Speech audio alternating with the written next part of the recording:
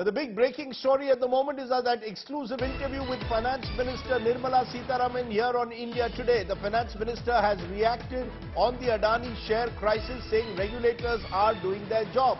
Nirmala Sitharaman speaking at India Today Group's budget conclave claimed regulators have a free hand and attacked Rahul Gandhi, who she said was misguiding the public.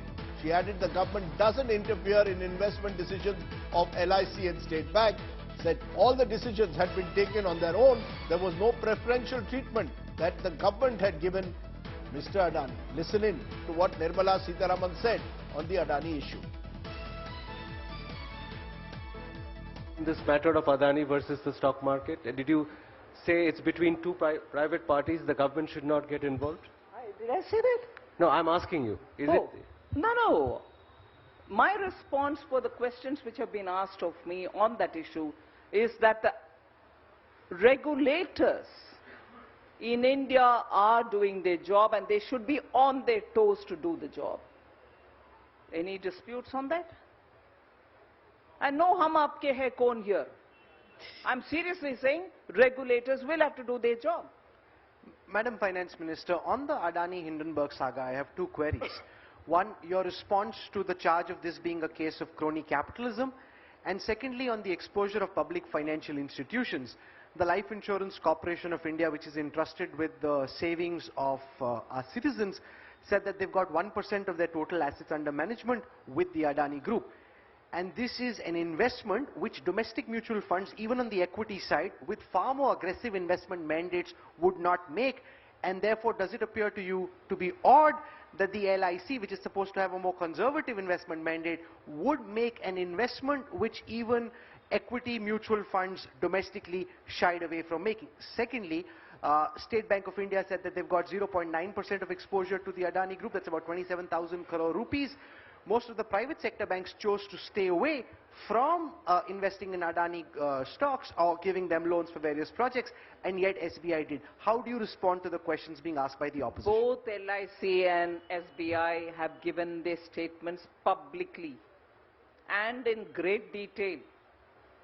The heads themselves came out and spoke about it. So there's nothing that I can materially add to that.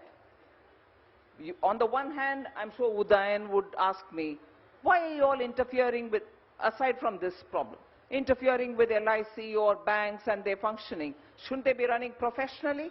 Yes, we are allowing them to run professionally.